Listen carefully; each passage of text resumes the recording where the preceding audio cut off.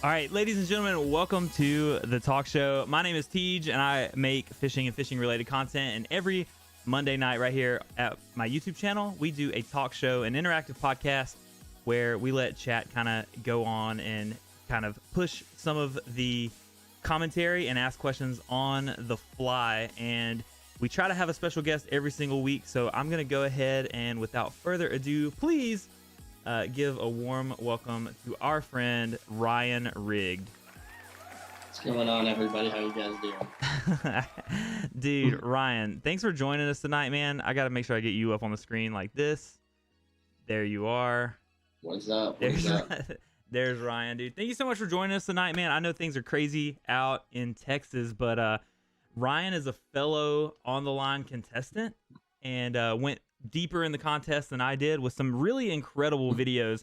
One of my favorite videos was the creativity challenge where you did the rat and the ice cream lure. Those things, I was laughing so hard, and then you caught fish on them. As of this morning, when I looked, around 27K followers on Instagram, around 3K subscribers on YouTube. Ryan Rigged is just absolutely knocking it out of the park. And so if you guys are not already subscribed and following Ryan Rigged, make sure that you're doing that before this podcast is over. In fact, go ahead and go do it right now, please. My friend Donut said, "Sweet stash." Appreciate it, man. Been working on it for a little while. So was the mustache like something? How long have you had that style? To be honest, it used to be something I just did seasonal because I'm really into hockey, and they have a thing called Movember in hockey, and everybody just grows out their mustache, and you just kind of try to get the most raw mustache you can, and that's when I kind of started fishing and making my content, making my videos, and established that YouTube and Instagram. So once I did that, I kind of said I can't really shave it now because no one's gonna recognize who the hell I am if I do. So, dude, I feel the same way about my long hair. Like, it is so freaking hot and like everywhere right now. I just want to cut it, but then I'm like, I would look totally different if I cut my hair. It's almost like your hairstyle becomes part of your personality. Definitely, man. All right, so Ryan, real quick, just like we do with everyone, tell us a little bit about who Ryan is. We know that you like to fish. What else do you like to do? Maybe what you do for work, stuff like that. Yeah. So originally I'm from like South Texas. That's where I started fishing, saltwater fishing mainly. I never really fished freshwater until I moved up here. I moved up for college, and I worked for a machine shop, and I actually broke my wrist during a vacation, and I couldn't actually do as much as I used to. And that's when I started picking up fishing again here locally, got into that freshwater scene as far as fishing goes. But as far as what I do, like on the day-to-day, once again, I work in a machine shop. So it's a little bit of everything, kind of get my hands dirty, but at the same time, stick to some office work so that way I can stay nice and cool. Right on. And just here in Texas, there's so much to do. We kind of get out and just kind of adventure around the urban life. I mean, there's downtown Dallas. I mean, you got all the hockey games, like I said, I'm into. So really passionate into sports and stuff like that. So as far as that goes, it's just sports, fishing, work, and working on the new house. So are you a Texas Longhorn or Texas A&M fan? To be honest, I'm not a huge college football fan. Okay. I mean, if you were to ask me, I went to UNT, so the football team is not there's not really anything going on there, so there wasn't much to root for when I was there, unfortunately. But you know, as far as football goes, I'm just gonna be Cowboys, you know. That's fair. Yeah, and I found that to be true outside the South. Like here, college football reigns supreme. Everybody loves college football. You declare your allegiance at an early age, and you never stray from it. Hockey is neat, though. I lived in Atlanta for a while when the Thrashers were there, and games were so fun, and I had no idea what was going on. But yeah. One of my favorite things I think about hockey is just that it's so spontaneous, man, and it never stops. There's no period breaks. There's no timeouts, really. Right. And on top of that, sometimes the guys just rough each other up, so it's kind of entertaining. Yeah. Every time the Thrashers would score a goal, they have these two giant bird heads that would breathe fire, and I thought that was cool. A.L. Basson said, "Roll Tide." War Eagle, my man, War Eagle. Uh, so I popped into one of your Instagram lives the other night as somebody was like coming to the house to pick something up. I had to click off, but I heard you say, um, I've been bass fishing for, and then I didn't hear the rest. Kind of tell us how you got into fishing or how long you've been doing it. So bass fishing, I want to say I've been bass fishing maybe about 3 years. I started just by doing a little pond behind my house. There's just a little stream. I dropped some lures out there and caught some bluegills. I was like, hey, this is extremely fun. Kind of followed that stream down and opened to a big pond and threw those same lures down there. And next thing you know, I hooked onto a bass and I was like, okay, this is extremely fun. It reminded me of, my old times living in the South and catching trout and redfish and stuff like that, snook. So when, go back to that time, I went on a vacation down in the South and went skimboarding. I don't know if you know what that is. Yeah, They're yeah. like wooden board on that little, yeah. Well, long story short, the board was just sitting there and I decided to go jump on it and be, cute. And when I jumped on it, the board actually shot out from, beneath my feet. I didn't think it was going to move. And I fell right back and snapped my wrist in half. Oh gosh.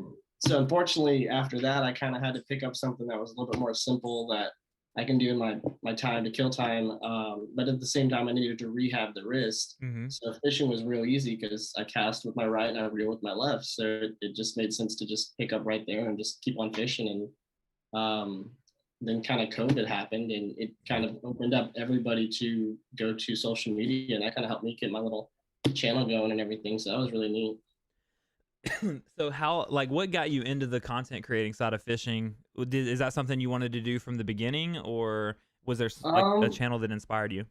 Not necessarily. So to be honest, it was one of those things that I woke up, not necessarily woke up, but I looked at Instagram one day. I was following a lot of creators, or not necessarily content creators, but designers, lure designers, and like Catch Co brands like that were showing off these unique lures and these really flashy colors with jigs and bandito bugs as trailers and just stuff that was cool that I didn't really see a lot of. Mm-hmm. And I kind of wanted to see if I could do that. I was like, man, I think I can replicate something like this. I want to try to do something like this. And at the same time, I wanted to do it a little bit different because a lot of the times when I would reach out to these people that were content creators or these brands or companies, they give you little response or, they don't really communicate or they just kind of almost ignore you. So I wanted to kind of be a little different and kind of help the community and be a little more communicative in the community and do what I can to kind of, spread the information and also just spread the love so everybody can grow together because we're all just one fishing family. I feel like we don't need to be competitive. So it's fun that way. And I've said this on several episodes, like that is the big difference in the fishing and content creating like world that I'm in now versus the Twitch live streaming video games, is that everyone wants to see each other succeed. Whereas in the video game world, like larger content creators, and I obviously this is not a blanket statement. This isn't, this is just my perception. Larger content creators in that space don't really take the time for feedback for people that are not as big as them. Whereas in the fishing world, like you said, there are larger content creators that take the time to respond to our DMs. Everybody just wants to see each other succeed, and I think that's a really cool environment to be in. Yeah. So when you started your channel, so when on the line, we're not going to talk about the on the line contest a whole lot because I feel like we've talked about it a lot.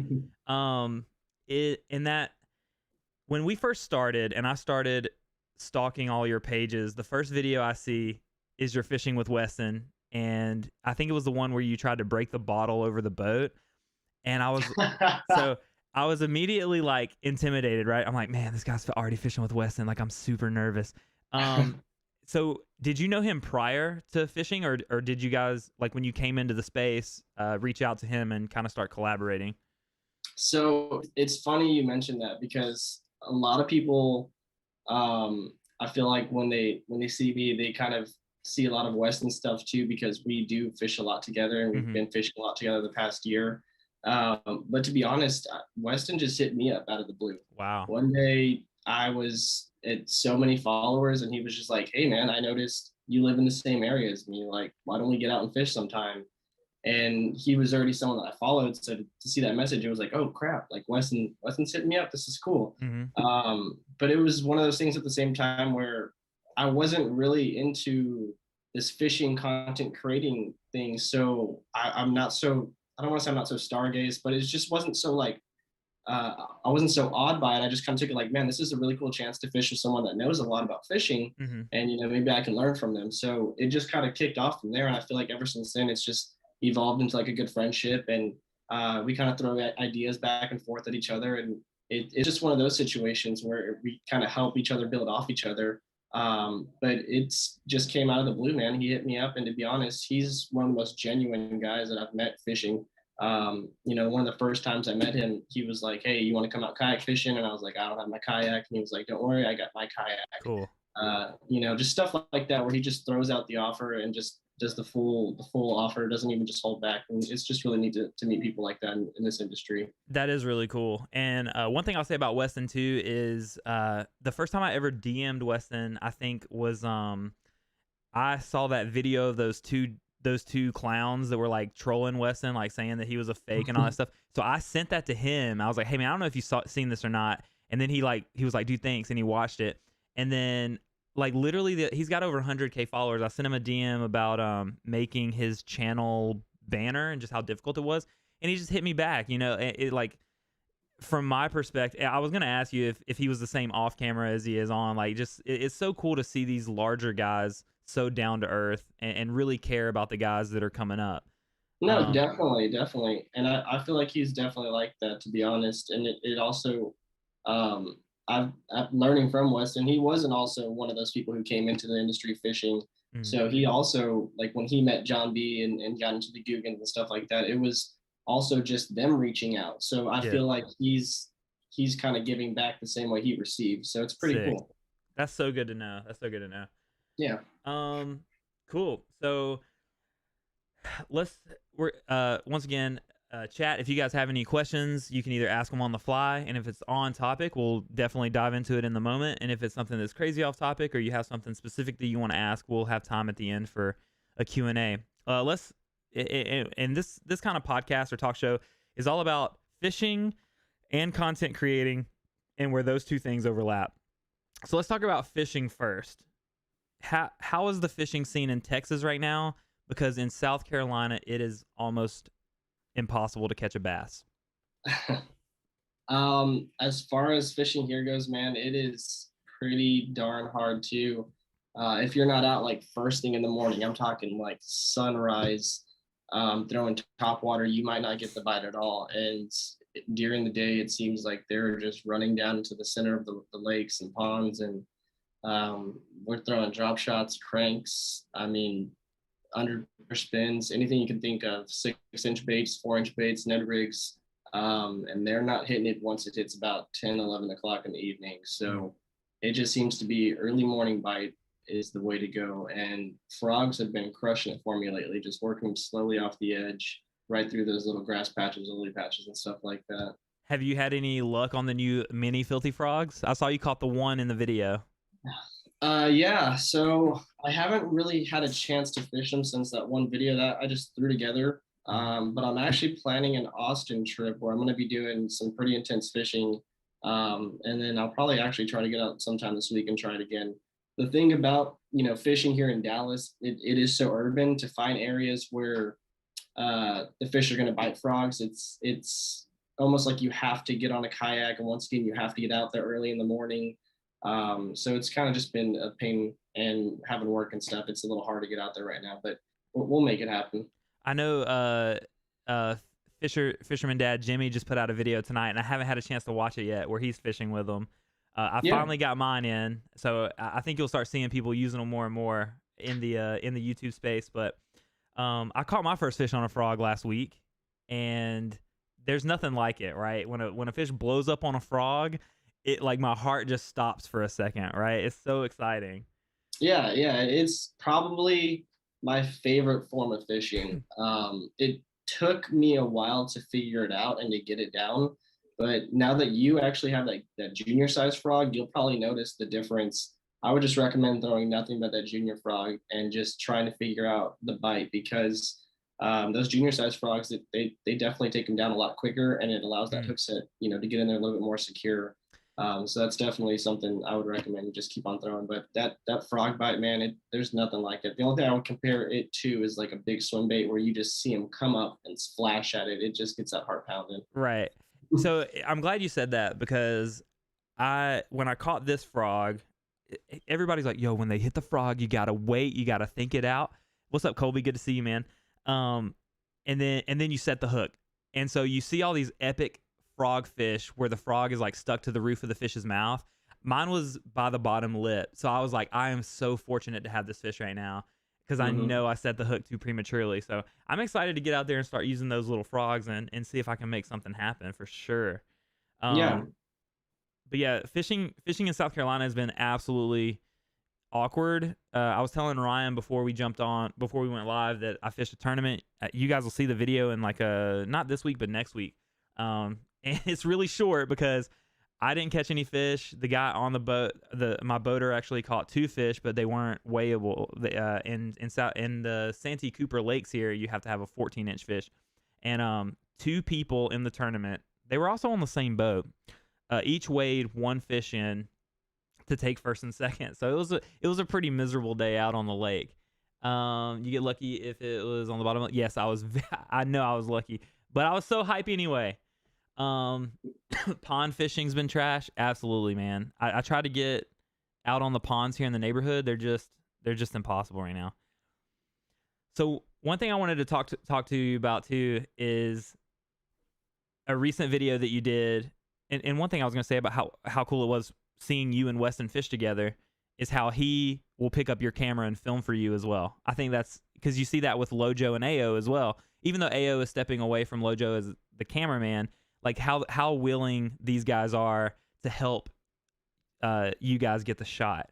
But in a recent video, you guys fished with Japanese baits. Ha- how did that happen? Did you plan this out, or were you just shopping one day and think, I want to fish, or were you shopping one day and you just saw them on a shelf and decided to try them? That's exactly what happened, actually. So Good. That's what I wanted to hear. yeah, we went to an Asian market one day. My girlfriend, she's really into like getting ramen and different stuff like that. So we went to an Asian market, and there was a little aisle, and I saw it and I said, "Are those like jigs and worms? And what do we got Cool. here?" So they had a whole arsenal. I only got just 5 lures, and they were $1 each. So that was what was crazy about it. And then Weston picked up those DRT V something, the little flukes that they have, but those things are like $10 a bag plus shipping. So it ends up coming out to like $4 per lure. Cool. So it's pretty expensive compared to the ones that I picked up, but it was a blast, man. Just getting out there. I think he hit me up and he was like, "Hey, I got these. Do you want to do a 1v1, Japanese competition?" I was like, "Say less, man. Let's get going." That's so cool. Yeah. So literally my comment on that video was Google's where to find Japanese lures, and we don't have or at least according to Google, there's not a shop around here that sells them. But there's like a whole. It's interesting. Your girlfriend's into like ramen and stuff. Do you guys watch? Do you guys watch anime? I watch some anime, but not real thick in it. I'm like a Okay. Dragon Ball Zer. I felt like I had to ask. I'm really into Demon Slayer right now. So good. I went to the movies by myself to see the Demon Slayer movie, and this is probably jumping off the deep end into nerdism, way deeper than you guys wanted to go. The Japanese video was cool because you use those lures, and then you land into 2 really good sized catfish. Dude. Did you think it was a bass at first, and then you're disappointed, or what was that like? Oh yeah. So I was almost certain it was a bass. I don't know if you heard me scream it. I was like, "Weston, it's a bass. It's at least a 5 pounder." Yeah, I remember that. Because I got it reeling in, and I was so certain that I wasn't going to catch a fish. I turned off my GoPro to save the 1% battery I had, Hmm. so I can walk to my bag and go grab another battery. Well, while I'm reeling it in, literally a foot off the bank, it just gets snatched. So I hit the GoPro, and I can see it thrashing, and it's a foot from the bank, maybe 2 feet, And instantly I'm like, there's no way it's anything but a bass. Like it had to have fallen it up. It saw it, smacked it. Weston said there's some big bass in this pond. It has to be a 5-pounder. And it turned out to be a 6.75 pound catfish. But I mean, Jeez. at least it was, the 5-pounder I was talking about. So I knew it. So like obviously catching any fish is better than catching no fish, but do you have like a desire to ever go and target catfish? Um, so I haven't personally like had a desire to go for them. I have a bunch of people here that locally love to catfish and they always invite me. Same with gar fishing. Like that's a really popular thing here. Okay. They get in the rivers and they catch like 6, 7 foot gar. Whoa. And that's something I'm a little bit more interested in. But these adventures that you go on, sometimes they take, 5, 6 hours just to get one fish. Mm-hmm. And it's just the willingness. Sometimes I'm wanting to do it, and then they just don't. Everything doesn't fall in place. Right. But eventually, I will do it. Hopefully, I can get some stuff going. One thing that I've kind of noticed with like content creating is being such a smaller YouTube channel. Like when I make these videos, people don't necessarily want to see me catfishing because anybody can catfish. They want to see how to catch catfish with a specific lure or a specific item, a specific catfishing pole. So that's kind of why I lean towards more informational videos and more explanatory videos, because that's kind of what the demand is. Yep, absolutely. When we get to the content section, well, I'll go ahead and say it now. One thing I've noticed is, and I was telling somebody this the other day, because I used to do some vlogs. I literally said, like, I'm done. Like, no more vlogs unless it's fishing related, because when I do content that's not to that core fishing audience, it flops on my channel, and I don't want to put effort into that knowing that it's not going to do well, right? Like I'm not at the size now where I can post a video doing anything and it's going to get thousands of views, but maybe one day it'll get there. Also, if I ever saw a 6-foot gar, I would never swim in a river again. Jeez.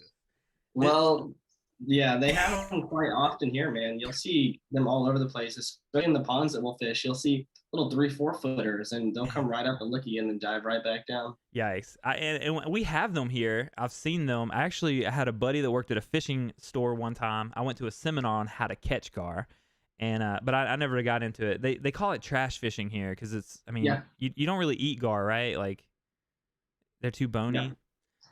I wouldn't eat them, but there's people that make soup out of them here. Oh man, surprising enough. I think it has to do a lot with the culture. I mean, we're closer towards different borders, and I think that just might be a little bit more cultural. Okay. But I'm not too sure, to be honest. I know the people that I've fished with, or the people that I've talked about fishing it, they are completely against hurting them. They wrap them with a belt. They try to be really safe. They tire them out before they even bring them onto the bank because they don't want to flop it around. They really respect the fish, because sometimes, for these gar to get to be 7 feet, they are sometimes 80, 90, sometimes even 100 years old. It's crazy. There's a fish that's living that long in these waters, but it takes time for them to get that big, right. That's so cool to think about. If I do make it out to Texas, gar soup is on the list for sure.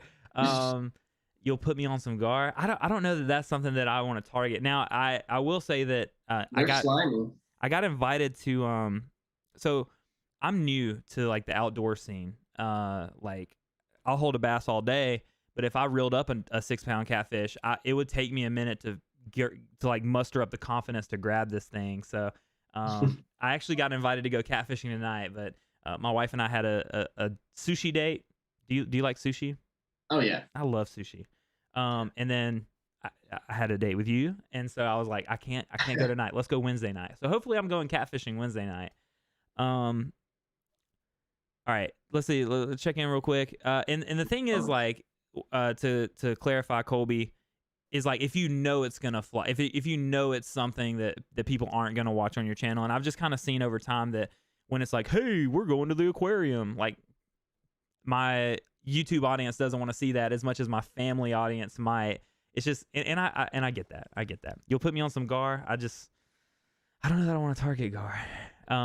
So another thing about Texas, where are we at? Dude, time flies, man. Another thing about the Texas gang, the Texas squad, is you guys love throwing big swim baits. Oh yeah. So tell me a little bit about like why that's so exciting. Because you said that next to that, frog fishing might be the best. Yeah. So the thing about big swim baits is once again, I've only been bass fishing for about 4 years, but something that I learned very early here in Texas is about the spawn season. And here in Texas, we have like a really long spawn season. Sometimes it's a lot longer than other spawns for no absolute reason. But these fish, they'll come up sometimes as early as like January, February, and they'll Goodness. sit on those banks until sometimes May, June. We were catching them on the banks this year until about June. Was the last time I saw a fish on the bed here.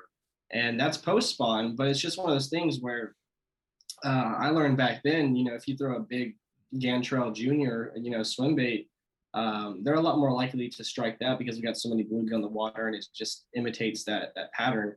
But on top of that, I've learned that the fish here in Texas, they get so big. And one of the ways to get these fish to strike, because they've kind of seen, they've seen worms, they've seen chatterbaits, they've seen crankbaits, they're big. These fish are 10 years old. So you got to really imitate these bait fish that they're actually targeting. And, some of the natural looks in the water here in Texas are some big old bait fish. Mm-hmm. And I mean, the good thing about it is even if you don't necessarily get the fish to strike, you'll get them to just follow you up to the boat and you know that they're there. Yeah. So you can throw something else right back in there, or you can have someone behind you on the boat, throwing a little paddle tail while you're bringing them in with the big baits.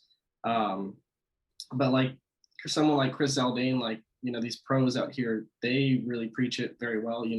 If you're trying to catch a big fish, a fish that is, I actually have a swim bait right here next to me, but if someone's going to bite fish is going to bite something like this, they're not going to be anything smaller than 2 or 3 pounds. Right. So, you really want to target big fish, throw big baits. And, we have big fish here in Texas and we have great lakes for fishing, great ponds. And even in the urban locations, you can pull 5-6 pounders out of there if you're just confident enough to throw some of these big baits. Dang. So that's cool. We don't like, I was talking with someone about this recently about how you guys throw swim baits and how I don't see people here really doing it. And that bass fishing dude actually said, you can catch fish anywhere on a swim bait, but like you said, you got to have that confidence. You got to know when and where. The spawn here is usually, from what I understand, like April and May. So come spring, I'm gonna throw some swim baits and make it happen, dude. Because you guys are preaching. It's so cool because you guys are like customizing your reels. You guys are putting bigger handles on. Yeah, dude, it's so cool to see the swim bait culture, which I think is a hashtag. I think I've seen people use that hashtag. Yeah, that's an actual like page, swim bait culture. See, and that's another thing too, is I think, you're talking about like swim bait culture. Like this is something that, we're doing here in Texas to target big fish, but it probably originated here in the United States in California or in Florida, where they have even bigger fish, or just it's easier for them to target these big fish on these coasts. Yeah. But it originated in Japan. All these lures that we're ordering, they're all replicas of some of these Japanese lures that they've been doing for such a long time. The world record basses, or world record bass, they're from Japan. They're from these lakes, on the other side of the world. And I think that that's something that we realize, you follow what they're doing and maybe we'll be able to pull out, some 20-pound bass over here. True. So I haven't done this video yet. There will be a video on my channel eventually about how the 10,000 Fish brand under Ketchco is trying to mimic those JDM, for those of you never in the car world, Japanese domestic market baits. And that's so fascinating to me because I actually didn't know this was even a thing until I was watching one of Weston's videos and he was talking about Japanese reels. And I was like, I would love to have a 1999 Nissan Skyline R34. I know about the car scene. I didn't know that fishing tackle and equipment went into that. Yeah, it's pretty crazy, and exactly what you're saying. I was explaining this exact thing to actually Jimmy not too long ago, talking about how 10,000 Fish that's the American version of the JDM baits for Ketchco. They got the Sakoshi bug, they got the Yodo worm, they got the headhunter, they got the cycle bait, and all those they're pretty similar to those JDM style finesse baits and their cycle baits and swim baits. But once again, I think it's that culture of them over there using those big baits, and that's why we're getting these big reels and these big upgrades. And these brands like Shimano, Daiwa, those are all things that kind of fall into that as well, but they don't necessarily have to. It's just something that is part of the culture, I think. Yeah. So AL Basson asks, what's y'all's most expensive reel? Mine's $130 SLX HT or something like that. What about you, Ryan? I believe it's my Tranks 201, which was actually a gift from one of my supporters. So that's like a $200 reel. Cool. What about you, AL Basson? What's your most expensive reel? And while he responds, the last kind of topic that I had on under the fishing category, which actually this works out about perfect timing, is urban fishing. If you guys watch Ryan's videos, which you better be watching Ryan's videos, is he does a lot of what they call urban fishing, and we do not have that in Charleston at all. Like there is there's not really that need for it though, because we have ponds and we have lakes and we have rivers. So tell me, or for those that might not know what urban fishing is, how would you describe it? So I guess for someone that's never heard of it, basically it's just fishing within a city. Here in the actual metroplex here in Dallas, you have to drive probably an hour to get to some of these lakes, some ponds that aren't surrounded by a concrete jungle or some sort of apartment complex or a mall. These are all just buildings that came up out of nowhere, though. Dallas was originally just flat land with all these lakes, and they built around them. And that's one thing they never did, was drain the water. So these lakes and streams, they still run through these ponds. They still produce bass. They still produce bait fish, and it's allowed us to kind of find these better locations. Some are better than others, and just kind of have fun fishing the scenery. Sometimes it's in the parking lot of an IKEA. Sometimes it's across the street from a mall, or inside of there's this little plaza we have over here. It's inside of an apartment complex. That's really neat.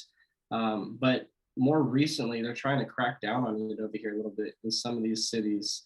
So you had a really positive interaction recently where the security guard told you couldn't fish there, but that you could fish there for the rest of the day. Like, he didn't immediately throw you out. Have you had more positive or negative interactions with people doing urban fishing? So to be honest, it's usually negative, but not necessarily, rude. It's just, hey, not supposed to be fishing here. You guys can't be fishing here. Can you leave? And then, you have the one-off occasion where you have someone that's like, I'm not that worried about you guys. You don't look like you're up to no good. Just, you do your thing. Make sure you don't get into any trouble, so I don't get into any trouble. Right. And that's really cool. But that's a really rare occasion. And now more so than ever, we actually have game wardens that are walking around some of these public locations that are known for like having people fishing, and they're honestly, there are no fishing zones. We're not supposed to be fishing there, but there's not signs. Some of them do have signs, and if they do have a sign, they'll take your gear away and they'll write you up a ticket. Oh man. So it's pretty crazy. It's almost like a little street skateboarding kind of rebellion type thing, where you watch out for the cops and run. But we don't want it to be like one of those things.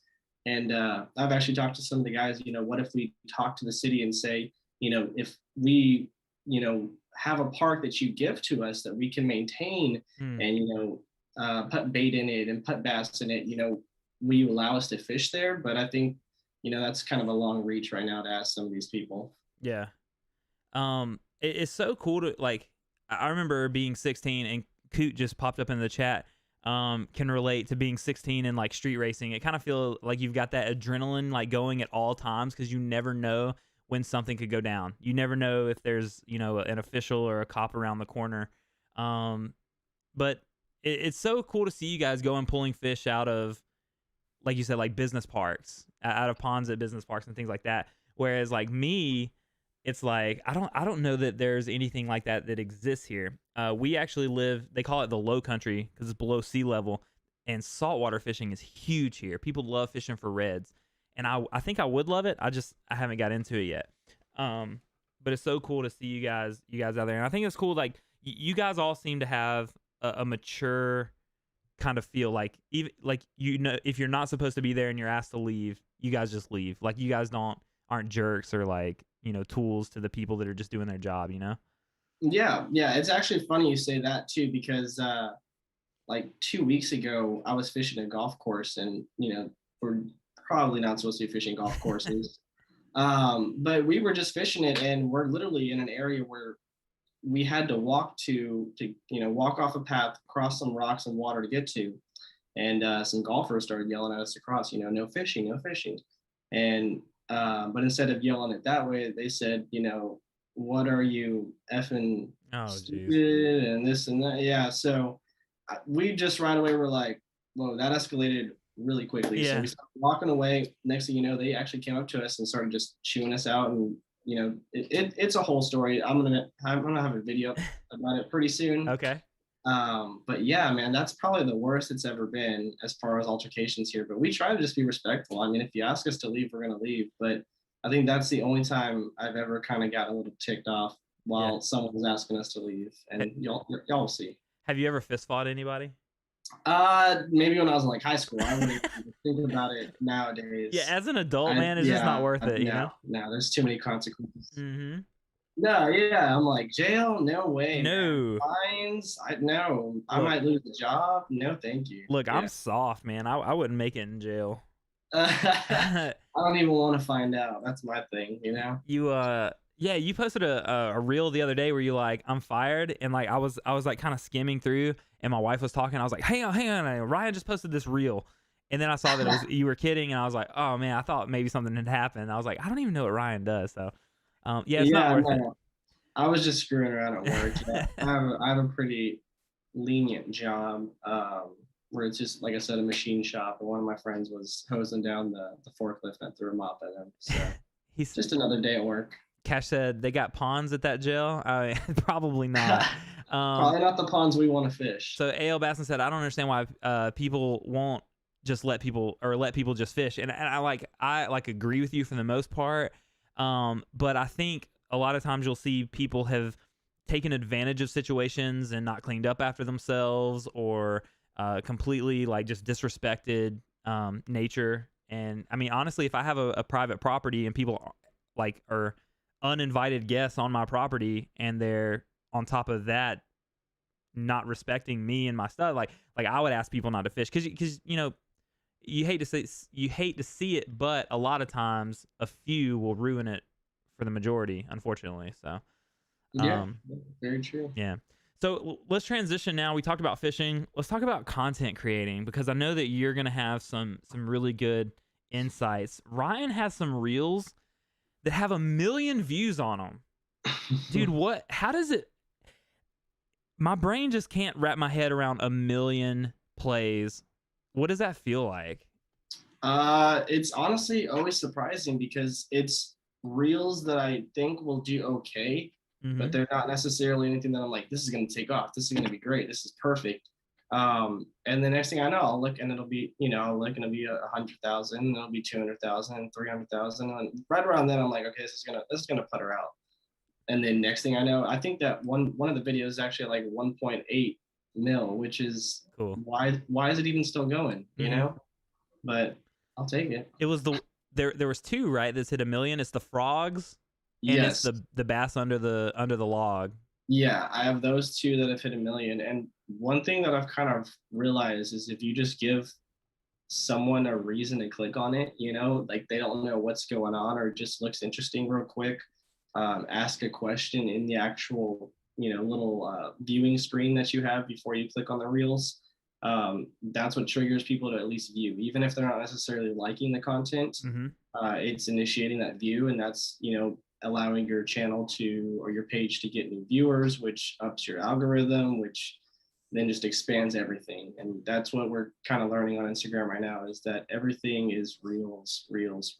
Absolutely. You, obviously Weston, several other guys have been preaching reels for a few weeks now. And so I've also heard some of the older guys talking about how it's kind of harder for us older guys to adapt to it. And I feel that to an extent. I'm 33 now, and reels to me have been really interesting, because my first reel, my third reel, and my fifth reel, they all did good, but my second and fourth ones didn't do anything. And so I'm still learning how to make reels for Teejstone. Like, what does that look like for me?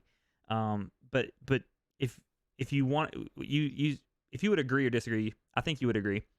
If you want to grow on Instagram, you got to be doing reels. Oh, definitely, without a doubt. You have to do reels. If you pay attention to some of the things that Instagram CEOs have said and Facebook CEOs have said, the owners of Instagram, they came out saying that they are no longer going to be known as a photo platform. They are going to be a video media platform to directly compete with TikTok. And if you noticed on YouTube, now YouTube has a shorts section. Yep. So even YouTube is trying to get in on the mix. And it's just one of those things where these brands or these companies are giving us tools that we are supposed to use to create content, and they're going to publicize those new tools more than they are their old stuff because everybody wants the new shiny thing. Correct.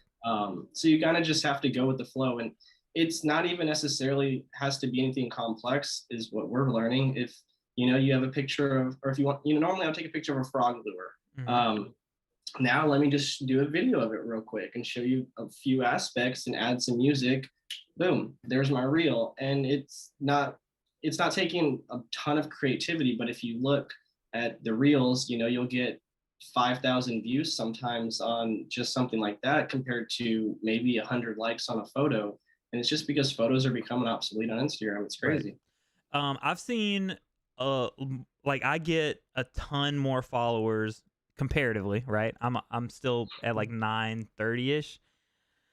I get more followers doing reels than I do with photos, and I post, maybe I'd say I try to post a photo a day, and right now I've posted 5 reels. So let's say I post more than twice as many photos, but I'm getting more return on investment for reels. Have you seen that same kind of trend? Oh, definitely, without a doubt. It's so originally, something that a lot of us kind of, I guess, bigger names, we've been continuously posting multiple photos for the last year. Mm-hmm. And that has now transitioned to being multiple reels a day instead of multiple photos a day. Now I'm trying to put actually 2 reels out a day just to keep up with that demand, because if it's not, that you're not getting enough insight from that reel that you put out, it might just be the timing's off, or there might just not be enough users on Instagram at that time, because you may notice some of your reels are getting views and likes from weeks ago, but those photos just die out real quick. Right. Yeah, I feel like once I release a photo out into the Instagram world, it will do what it does within, we'll say a day, but then it's gone. It's done. Like that piece of content's dead, where TikToks, reels, maybe shorts. I haven't really dove into the YouTube side of things, but those things, who was it? It was Georgia Bassmaster was like, hey, sometimes you'll post a reel and it might feel dead, but you could see a couple weeks later that it starts to gain some traction. And I guess that just has to do with the algorithm and what people want to see that day and that time, right? Like, what do you, I don't know. I can't explain that. Yeah. So what I really think it comes down to is not necessarily just the algorithm trying to push, multiple reels. Because it's kind of weird. If you've gone through reels, you click on one, they never really seem to relate through each other. Yeah. It'll be like a motorcycle burning out, and then it'll be like a dog making a funny face. It's always, and then it's someone like building something.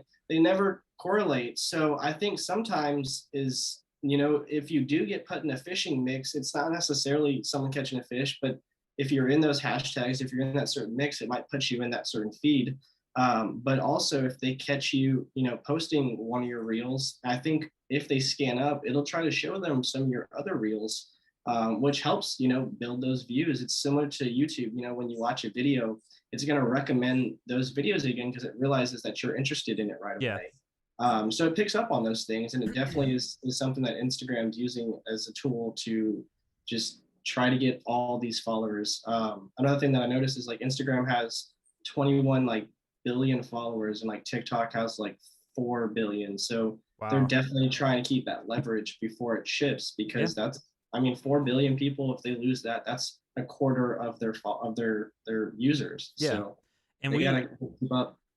We live in that kind of microwave society where we want things now, we want things fast. So if I can watch a 30-second clip and get all the information that I could get from a 12-minute video, I'm going to do that. Yeah, So everybody's jumping on it. And yeah, Instagram's putting a lot into Reels. Do you, so at this point in content creating, you're trying to do 2 Reels a day. When you're shooting a larger long form content video for your YouTube channel, are you thinking in the back of your mind how I can turn some of this into a Reel? Or do you get to the stage where you're editing your YouTube video and then you try to pull Reels out of it? Are you thinking about ahead of time is basically what I'm asking. So I'll occasionally have little ideas and I'm like, hey, that could be a Reel. When that happens, I try to record it on my phone so I get a little bit better perspective, a little bit high def camera. I've learned pulling the images from YouTube or from my GoPro works, but if the image is not centered, it kind of gets off in the reel, and True. I don't want to have those bars on the side. I've learned that looks or the ability for these people to view, they want it to be really easy, you know. So if you add those bars, if you add the movement, they just don't really want to watch it. So you have to make it easy for them. But if it comes down to me getting 2 Reels out, I'll put whatever I have to, honestly, as long as it's pushing some sort of content, as long as it's not stale content either. I don't want to put up the same thing over.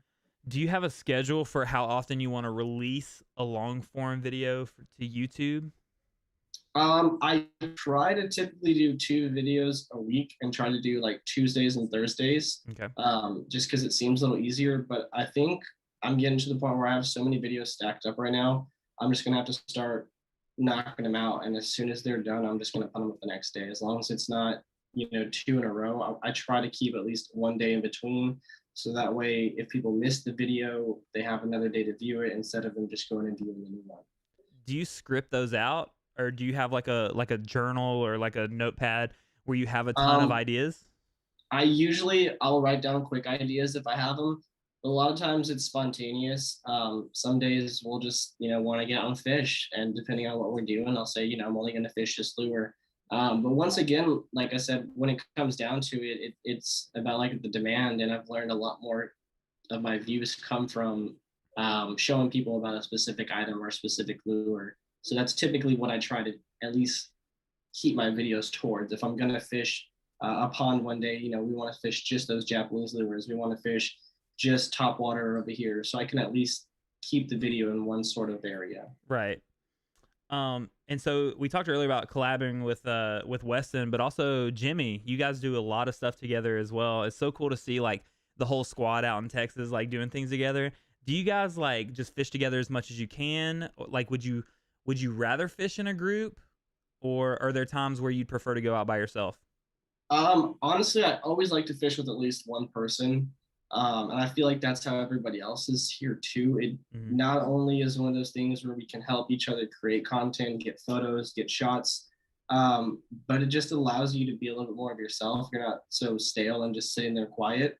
You know, you can laugh at your friends, and when I flip it up, you know, your friend can help grab the fish, and it just becomes a little bit more of an adventure. And I feel like that's why we enjoy it. And I try to put all that through the videos. Sometimes you miss a lot of it. There's a lot of stuff that goes on behind the scenes, but it's just one of those things where when you're with a buddy, you're just having fun, regardless of even if you're catching fish. Yeah. The reel where the 3 of you were out on Weston's boat and you were like hitting his rod, dude. I was just laughing so hard. It was just so funny seeing you guys just out there just cutting up and having a good time. And man, I got to put together a South Carolina squad to where we're doing stuff like that. You got to make it happen. That was one of those days where we were out there fishing I think we fished for about 6 hours, and only Jimmy caught 2 bass. I caught a bluegill, or actually like a warmouth. So it just turned one of those days where we're like, you know, let's screw with each other. Weston's not catching fish. Let's make it something. And then it just turned that. Dude, it looks so fun, man. Yeah. Guys, we have roughly 10 to 15 minutes left in the talk show. First of all, this has been a really incredible discussion. I'm so thankful for Ryan coming on and letting us get to know him a little bit better and learn from him. And so probably in the next 5 minutes or so, we'll open it up to you guys for a Q&A. You can ask us anything and everything about fishing, content creation, and how those two things overlap. But Ryan, what would you say, what advice would you give to someone out there that might be looking to start creating content in the fishing space? So the number one thing that I will say that everybody's told me and that I'll continue to tell everybody is if you want to create content, you need to just put it out there. You just keep posting, keep creating. Don't let anybody, tell you what you're doing is wrong, or don't let anything get to you. Don't worry about the views. Don't worry about the likes. Don't worry about the follows. Just keep posting the content and keep creating the content, because that's the only way to start that path, is to get that traction, and that's the only way to build that confidence, is to continue to work on it, and work on that skill set. Because when I first started doing it, it's one of those things where sometimes people are walking behind me in public, in these areas, and I kind of want to wait for them to walk by and before I say anything. And now it's I don't even think about it. It just comes natural, and I feel like that's one of those things where if you want to create content, it'll just come natural. Like, just keep on having fun with it and just keep doing it. Post, post, post. That's what it's all about. Absolutely. How long have you been doing? Did you start when you started fishing, like bass fishing, a few years ago? Is that when you started creating the content for it, or did that come later? It came a little bit later. So I did content creating, I want to say it was like December of 2020. So like a little over a year ago, to be honest. Okay. Like a year and a half is when I did content creating. And it was just one of those things, once again, where I'd been watching it for so long and I'd been into it because I was fishing. And I said, let me try this. Like, this is something I think I can get into, and it seems fun. I mean, I'd been watching the Googans before that for a while. And those guys definitely inspire a lot of people. I don't know if they inspired you, but they definitely, I know, inspire a lot of people. And it was one of those things where I almost felt like I was just hanging out with them while they were fishing. And I was like, hey, that seems fun. I want to try that out. Let's see if I can make that happen. Yeah, I mean, I was in the video game space for a while, and I started seeing Guggen Squad stuff, and I was like, it's fun. They're doing really fun stuff. It's not all super serious and super focused, right? Like, they're doing challenges and they're having a good time. They're hanging out with their bros. They're throwing a few back, like just having a good time. And that inspired me really to dedicate making the jump over to fishing content versus video game content. I still do love video games. I still play them almost every day, but trying to back off on that. If any of my WoW guild guys are watching, don't worry, I'm not quitting. But it's so refreshing too for guys like me. First of all, like, all of you guys have been super supportive of like the talk show, which has been really cool. I knew you were one of the people that I wanted to get on to talk to, but it's so refreshing too because I didn't grow up fishing. And so I'm new to the game as well. So to hear that you've been doing it a few years longer than me, that's one thing I love about fishing too, is you watch the pros and these guys are like, yeah, I've been fishing since I was a year old with my grandpappy, like I don't have those stories, but the information is out there where I can go and practice, put in the time and become a better angler. Like, it's refreshing to hear that there are guys out there like me that didn't do this growing up, but they're still making it their passion and hobbies and stuff like that. So, one more question, and then we'll just say Q&A. What would Ryan Riggs' dream be? Would it be full-time content? Oh, definitely, man. So my big dream, I guess, as far as like if my girlfriend would let me, is to just load up, have a truck, maybe with a trailer behind it, with a boat behind that, and just travel. I don't know if you're familiar with like SB fishing. He kind of did like the trying to fish 50 states. And there's another guy named Robert Fields. He does kayak fishing all over the place. It's called Field Trips. That's a good name. It's really good. I would recommend you guys check out Robert Field Trips. But that's another one of those creators that just got me into that mentality where I love nature. I love the land that we have, and I love living off of it, or trying to live off of it. It's a dream that I always had, growing up. I watched a lot of Discovery Channel, a lot of Crocodile Hunter, Jeff Corwin, those kind of things. So it's always come natural to me to want to like just be outdoors and just have fun and just look up and see the stars. And that would be a dream to me, to just be able to do it full time, and not just do it, but to be able to share it with people and to be able to document it. And I think that'd be the best thing, because once again, the reason I started it wasn't just to do it for fun or do it for myself. Like, I want to be able to give back and be informative, and tell people about my experiences and how they might be able to take those same paths and get to the same end. because it's, once again, it's just a big family to me. This is just a big fishing community, and everyone that I've met has been awesome, and Mm-hmm. it's crazy. I love it, man. I love it. I love how like all of us have different reasons for doing what we do, but it all comes back to wanting to do something for other people. Like we want other people to be inspired or to go out and chase their dreams, or we want to inspire them to pick up a rod and reel, or we want to teach them and let them. I mean, it's just it's so cool like how open and collaborative the fishing community is. And to my knowledge, I mean, I think when I first got into it, there was like a little bit like the Googans were disrupting everything, and so there was that people thought it was cool to hate the Guggen Squad, I guess, for a little while. But other than that, man, like the fishing scene, there's no real big drama, right? Like nobody's fighting each other or. No, man. It's not, as far as I know, like there's always like, you're gonna always get little bumps in the road, right? Yeah. But at the end of the day, I just feel like it's always just been one big group of people that just like catching fish. So I mean, we all Absolutely. have that same common interest. So at the end of the day, we don't have a reason to hate each other, other than the fact that, like you said, everybody just wanted to hate Dugan for a while. But Yeah. I mean, everybody has their own opinions, and they're allowed to have their own opinions. And I just always tell everybody, fish what you like. Yeah, do what you want to do, man. I just want to live my life. Just live your life. I remember somebody Yeah. commenting on one of my photos recently that said something like, "You're a grown up. Stop using Guggen." And I was like, yeah. When it stops catching fish, I'll stop using it. But for now, it's killing it out here. So, Yeah, um, and real quick on yeah. Guggen, I've had a lot of people talk to me about how they're soft. Like, I prefer a soft bait because it has a little bit more finesse. Hmm. And just that slaunch sauce too, those two things combined, like that's the main reason why I love Guggen. It's just a nice finesse with a nice sense, and they catch fish. I was drawn to the lime green packaging before I knew anything about Guggen. Bought a pack of worms, and here I am, like over a year later. They're just catching fish out here. I caught a fish on a purple Kraken crawl a few weeks ago. Like there's nothing that looks like that remotely out here. But yeah, I mean everything like the presentation, the action, the sauce. It's just good. It's just good. Yeah. If you don't like Guggen Squad, you're not gonna like our channels, but Well, you might like my last video where I kind of destroyed the frog. The flamethrower, man, was so funny. Dude, yeah. I was like, what can I do to destroy this thing? But at the same time, I gotta try to make it fishable. Yeah. And we made it happen. Well, chat, it's rounding 9 o'clock here on the East Coast. It's getting to 8 o'clock for Ryan. I've taken up a lot of his time. Do you guys have any questions for us? Fishing or content related or anything else? I mean, I'm an open book. I'll tell you whatever you want.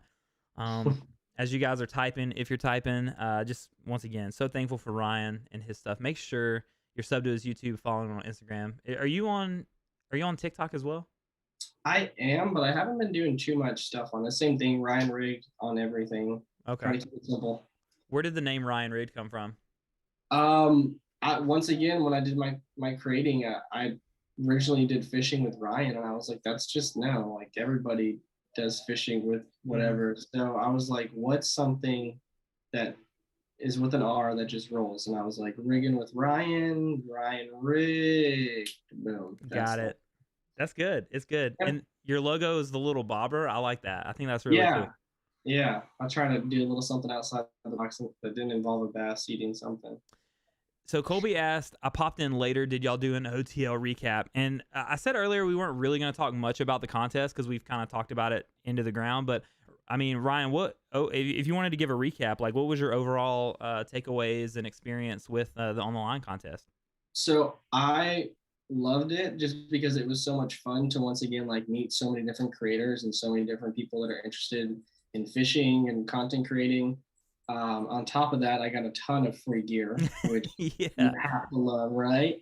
Those AFCO shirts, they're just amazing. And I think it was just overall super entertaining. It gave me another purpose to create content and also to view other people's content and new content and gain ideas from it, which I think is ultimately something that we need to do. We need to be able to expand ourselves so we can learn from each other. And not necessarily copy each other, but to be able to grow our tool set. And I definitely feel like I got that from there. I grew a lot from it. And I think everybody that was on it definitely grew and had fun. And that's all we could really ask for, Yeah. I mean, absolutely. I mean, you look at everybody's content before and after, like everybody ramped their level up, you know? And I mean, it was really cool. I said earlier too, Colby, my favorite, I think my favorite Ryan rig moment from the contest was the ice cream and the rat lures. I think so. I follow PBR, Pat's Blue Ribbon. You know, I'm a hipster at heart. And there's like a whole thing in the PBR realm with rats. And every time I see them post something about a rat, I think about that lure and just how stupid cool it was, you know?